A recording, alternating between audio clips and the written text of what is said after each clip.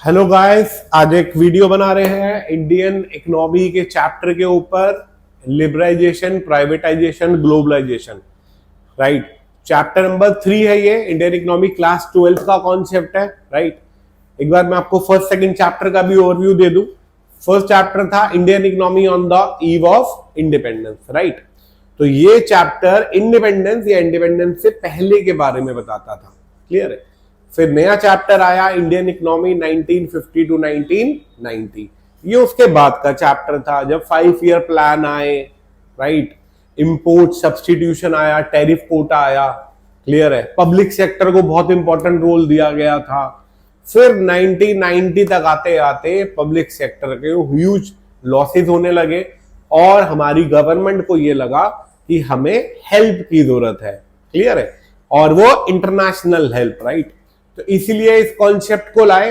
देखिए, इसे new economic policy भी बोला जाता है और एक कब आई थी? 1 जुलाई 1991 में। 1991 में इसे इकोनॉमिक रिफॉर्म भी बोला जाता है। क्लियर है। तो एलपीजी में L for liberalisation, P for privatisation, G for globalisation. Clear है। ये तीनों चीजें आपको पढ़नी है इसके अंदर। आपको थोड़ा सा तो पता ही होगा कि इसको क्या क्या मीनिंग होता है जनरली इसका। आगे सुनिए। अब आपसे अगर पेपर में क्वेश्चन पूछा जाए कि इकोनॉमिक रिफॉर्म क्यों आया था 1991 में, क्यों आया था, तो आपका आंसर क्या होगा? मैंने अभी आपको बताया 1950 टू 1990 में पब्लिक सेक्टर को बहुत इंपॉर्टेंट रोल दिया गया था। क्लियर है, मतलब पब्लिक सेक्टर, गवर्नमेंट सेक्टर को, तो उसमें ह्यूज लॉसेज हुए जिस कारण ये आया। तो पहला पॉइंट देखिए, poor performance of public sector. जो पब्लिक सेक्टर था उन्होंने पुअर परफॉर्म करा। क्लियर है। सेकंड, अभी डिटेल में भी करेंगे, डेफिशिएंट इन बीओपी। बीओपी क्या होता है? Balance of payment. ये एक अकाउंट होता है जो एक कंट्री का एक्सपोर्ट एंड इंपोर्ट रिकॉर्ड करता है। एक्सपोर्ट एंड इंपोर्ट रिकॉर्ड करता है। क्लियर है। तो उसमें इंपोर्ट ज्यादा था और एक्सपोर्ट कम था। क्लियर है। Next, inflationary pressure, journal price level बढ़ता जा रहा था। नेक्स्ट, हाई बर्डन ऑफ डेब्ट। उससे पहले भी बहुत लोन ले रखे थे, उसका भी बर्डन था। और लास्ट, इनएफिशिएंट मैनेजमेंट। रिसोर्सेज तो पब्लिक सेक्टर के हाथ में ही थे, लेकिन उन्होंने उसे सही तरीके से मैनेज नहीं करा। तो ये मेन 5 पॉइंट है जिस कारण इकोनॉमिक रिफॉर्म, एलपीजी और न्यू इकोनॉमिक पॉलिसी आई। क्लियर है। तो डिटेल में भी देख लेते हैं इसे एक बार। देखिए, सबसे पहला आपको बता रखा है poor performance of public sector. Clear है। तो देखिए इसमें क्या लिखा हुआ है, 1950 से 1990 तक पब्लिक सेक्टर को अपॉइंट किया गया था इकोनॉमिक डेवलपमेंट के लिए, लेकिन कुछ एंटरप्राइज को छोड़ के सारे लोगों ने बहुत डिसअपॉइंट करा और गवर्नमेंट को ह्यूज लॉस हुआ, जिस कारण उनको इकोनॉमिक रिफॉर्म की जरूरत पड़ी। ये पहला पॉइंट था, poor performance of public sector. Next, deficient in BOP. मैंने अभी आपको बताया था 1950 टू 1990 के अंदर टैरिफ और कोटा लगाए गए थे जिससे इंपोर्ट कम हो। उसके लगाने के बाद भी इंपोर्ट बहुत होता था। देखिए, it means the foreign payment from import exceed the foreign receipt from export. Tariff quota लगाने के बाद भी ऐसा था। उसका मेन रीजन था इंडियन प्रोडक्ट्स की क्वालिटी। तो पहला point, poor performance of public sector. Second, deficient in balance of payment. Third देखिए, इन्फ्लेशनरी प्रेशर। इन्फ्लेशनरी प्रेशर मतलब जनरल प्राइस लेवल बढ़ता जा रहा था। Next, high burden of debt. Government का जो एक्सपेंडिचर था वो ज्यादा था और उसकी रिसिप्ट्स कम थी, जिस कारण उन्हें लोन लेना पड़ता था और वो हाई बर्डन ऑफ डेट के अंदर आ गए। और last, inefficient management. Inefficient management में क्या हुआ? रिसोर्सेज बेसिकली गवर्नमेंट के पास ज्यादा थे, तो उसे वो सही तरीके से यूटिलाइज नहीं कर पाई, जिससे वो रेवेन्यू जनरेट करे। क्लियर है। तो ये मेन 5 पॉइंट थे जिस कारण इकोनॉमिक रिफॉर्म आया था। पहला, poor performance of public sector. Second, deficient in BOP. Third, inflationary pressure, high burden of debts.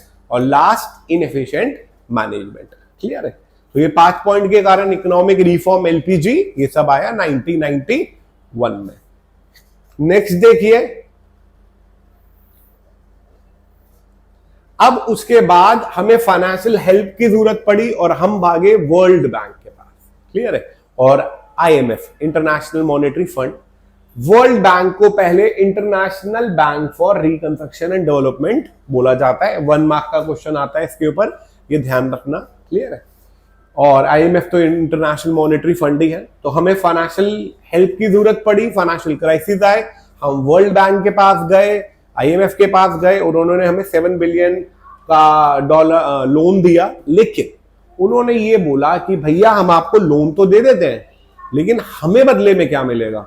क्योंकि 1950 टू 1990 वाले चैप्टर में आपने पढ़ा था, गवर्नमेंट ने इंपोर्ट सब्स्टिट्यूशन कॉन्सेप्ट लाया हुआ था, राइट, टैरिफ और कोटा लगा के, जिससे सारे जो हमारे बाहर की चीजें इंडिया में आसानी से नहीं आ सकती थी, बहुत महंगी आती थी। क्लियर है। तो उन्होंने पहले बोला कि आपको उसे हटाना पड़ेगा। मेन 3 कंडीशन लगाई।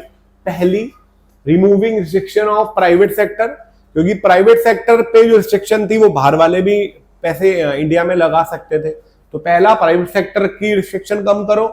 सेकंड, गवर्नमेंट का रोल कम करो। और ट्रेड जो रिस्ट्रिक्शन आपने लगा रखी है वो कम करो। क्लियर है। Tariff quota type.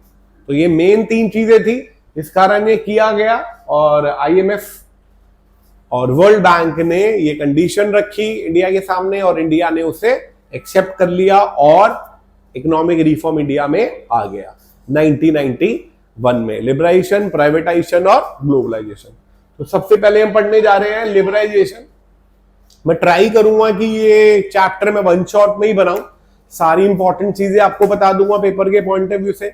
1 मार्कर भी आपको साथ साथ बताता चलूंगा। जैसे मैंने आपको अभी बताया वर्ल्ड बैंक, वर्ल्ड बैंक का नाम आ सकता है दूसरा। क्लियर है। पहले वाला नाम। आगे देखिए, अब लिबरलाइजेशन का मतलब क्या था? देखिए, लिबरल आपने देखा है कि थोड़ा टीचर कहते नहीं है कि मैम मार्क्स देते हुए थोड़ा लिबरल रहना। क्लियर है।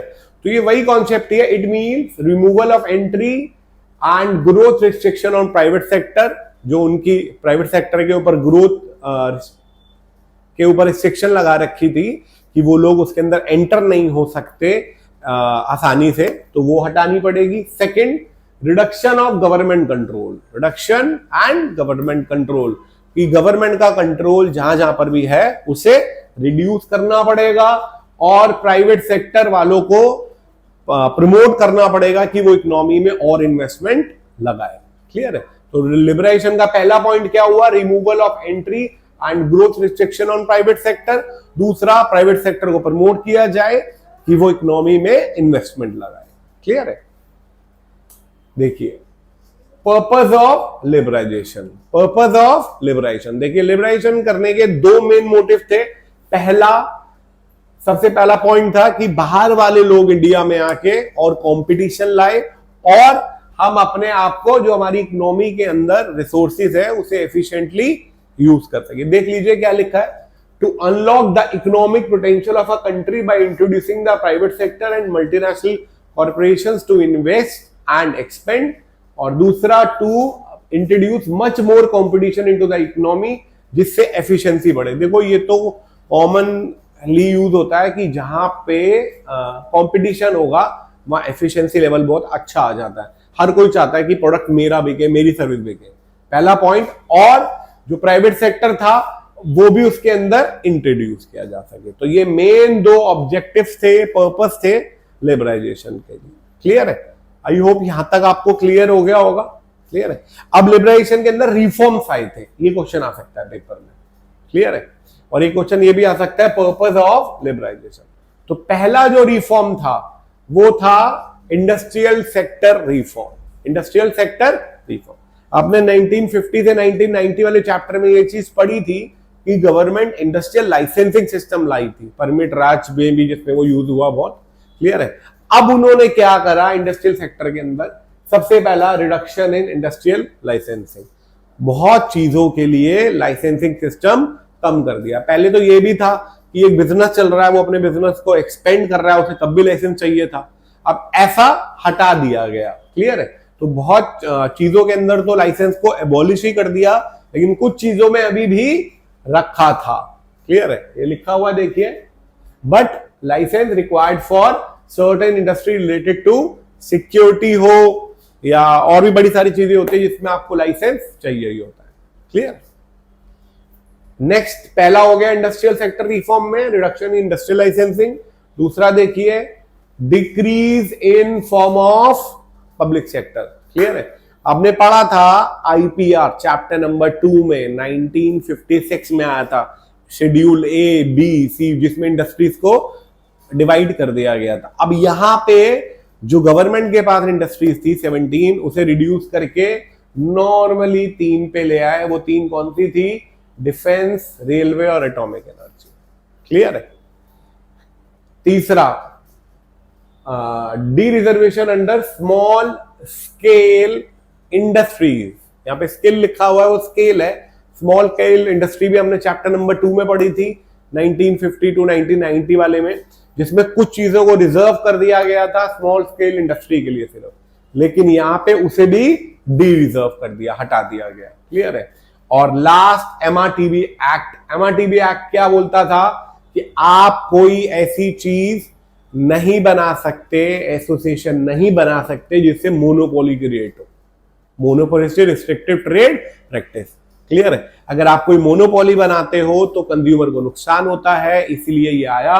बाद में ये कंपटीशन एक्ट 2003 ने रिप्लेस कर दिया गया। तो याद रखना, कोई ऐसी एसोसिएशन नहीं बन सकती ऑफिशियली, अनऑफिशियली तो आप कुछ भी कर सकते हो।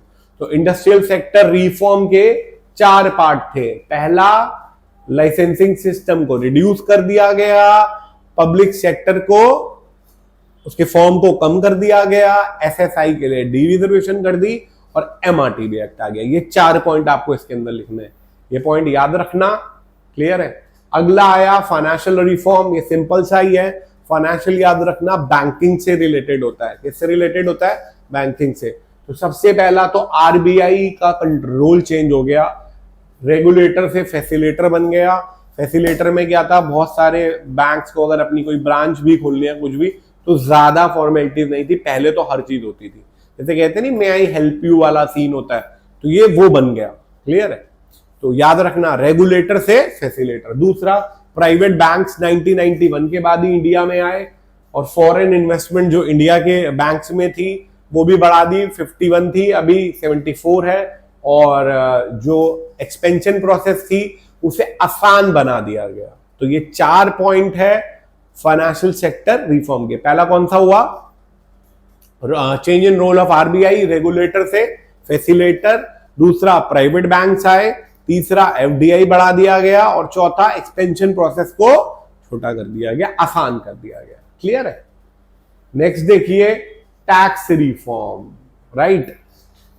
कौन सा रिफॉर्म? टैक्स। देखिए, टैक्स रिफॉर्म बेसिकली गवर्नमेंट की फिस्कल पॉलिसी से रिलेटेड होता है। इसमें टैक्स भी आता है और पब्लिक एक्सपेंडिचर भी आता है। क्लियर है? हमने फॉरेन एक्सचेंज रेट में पढ़ा था 2 तरीके के एक्सचेंज रेट होते हैं, फिक्स्ड एक्सचेंज रेट और फ्लेक्सिबल। फिक्स गवर्नमेंट यूज करती है दूसरी गवर्नमेंट के साथ, और फ्लेक्सिबल हम लोग यूज करते हैं। तो उस टाइम पे हमारा डेफिसिट इन बीओपी था, तो हमें जरूरत थी कि हमारा एक्सपोर्ट ज्यादा और इंपोर्ट कम हो। तो गवर्नमेंट ने क्या करा, सॉरी ये फॉरेन एक्सचेंज का था। टैक्स में तो सिर्फ डायरेक्ट टैक्स और इनडायरेक्ट टैक्स है। इसका सबसे इंपॉर्टेंट कॉन्सेप्ट है इनडायरेक्ट टैक्स का रिफॉर्म, जीएसटी। क्या है? जीएसटी 29 मार्च 2017 में पास हुआ और 1 जुलाई 2017 से ऐड हो गया। टैक्स 2 तरीके के होते हैं, डायरेक्ट और इनडायरेक्ट। ये आप गवर्नमेंट बजट की वीडियो में देख चुके हो। क्लियर है? तो टैक्स रिफॉर्म इतना इंपॉर्टेंट भी नहीं है, लेकिन बस ये याद रखना ये फिस्कल पॉलिसी का पार्ट होता है। अगला देखिए फॉरेन एक्सचेंज रिफॉर्म। ये अभी मैं आपको जो बता रहा था, फिक्स और फ्लेक्सिबल। तो हमें एक्सपोर्ट बढ़ाना था अपना और इंपोर्ट कम करना था। तो गवर्नमेंट ने क्या करा, डी वैल्यू ऑफ रूपी कर दिया। डी वैल्यू का मतलब पहले $1 70 का था, 80 का था। आप बोलोगी कैसे कर सकते हैं? फिक्स एक्सचेंज रेट में गवर्नमेंट कर सकती है। तो इससे फायदा क्या हुआ, हमारा एक्सपोर्ट बढ़ा और इंपोर्ट कम हुआ। क्लियर है? तो हमें फॉरेन करेंसी अर्न होने लगी। और दूसरा कॉन्सेप्ट क्या लाए, ये ले आए market determination of foreign exchange, वही फ्लेक्सिबल जो उसकी डिमांड और सप्लाई से कट करके निकल जाता है। क्लियर है? आई होप ये भी आपको क्लियर हो गया होगा। ये थोड़ा सा इंपॉर्टेंट है, यही 2 पॉइंट बताने हैं आपको। सबसे इंपॉर्टेंट इसके अंदर वो फाइनेंशियल वाला है और इससे पहले वाला इंडस्ट्रियल वाला, और लास्ट तो इससे भी इंपॉर्टेंट है। ये लिबराइजेशन के ही पॉइंट है, ये मैं आपको लर्न भी करा देता हूं, ये इंपॉर्टेंट भी है। देखिए ट्रेड इन्वेस्टमेंट पॉलिसी रिफॉर्म, 1990 में गवर्नमेंट ने बहुत सारे टैरिफ कोटा ये सब लगा रखे थे, क्लियर है। तो अब 1991 के बाद 1991 से वर्ल्ड बैंक ने जब लोन दिया और सब चीजें अलाउ हुई, तो गवर्नमेंट ने सबसे पहले क्या करा, क्वांटिटेटिव रिस्ट्रिक्शन इंपोर्ट और एक्सपोर्ट पे हटा दी। क्वांटिटेटिव का मतलब क्या होता है कि अमाउंट होता है कि आप उससे ज्यादा एक्सपोर्ट इंपोर्ट नहीं कर सकते, वो रिमूव कर दिया गया। एक्सपोर्ट ड्यूटी हटा दी, एक्सपोर्ट ड्यूटी हटा दी, removal of export duty. Next reduction in import duty, reduction मतलब पूरी नहीं हटाई, थोड़ी कम कर दी, क्लियर है। और इंपोर्ट लाइसेंसिंग सिस्टम को भी आसान बना दिया गया, कुछ जगहों पे तो लाइसेंस ही नहीं चाहिए होता था, कुछ जगहों पे चाहिए था तो वह इजीली मिल जाता था। तो इसके 4 पॉइंट कौन से हैं? पहला, इंपोर्ट ड्यूटी को कम कर दिया गया, एक्सपोर्ट ड्यूटी को हटा दिया गया, क्वांटिटेटिव रिस्ट्रिक्शन जो लगाई एक्सपोर्ट इंपोर्ट पे वो हटा दी, और लाइसेंसिंग जो आपका एक्सपोर्ट इंपोर्ट का चाहिए होता था कुछ जगहों पे हटा दिया, कुछ पे आसान बना दिया गया, राइट। ये लिबरलाइजेशन के ही रिफॉर्म के पार्ट थे सारे के सारे, क्लियर है। तो न्यू इकोनॉमिक पॉलिसी के बारे में एक और चीज भी लिखी हुई है, देखिए जुलाई 1991 में आई। इसका जो मेन एम था वो मोर मतलब आपका एनवायरनमेंट ऐसा बनाना इकोनॉमी में जिसमें कंपटीशन ज्यादा हो, और कंपटीशन जब ज्यादा होगा तो क्या होगा, कंज्यूमर्स को फायदा होगा, क्लियर है। आई होप ये चीजें आपको क्लियर हो गई होगी, क्लियर है। चलिए इसका नेक्स्ट पार्ट हम नेक्स्ट वीडियो में बनाएंगे, आई होप। चलिए दैट्स ऑल फॉर टुडे।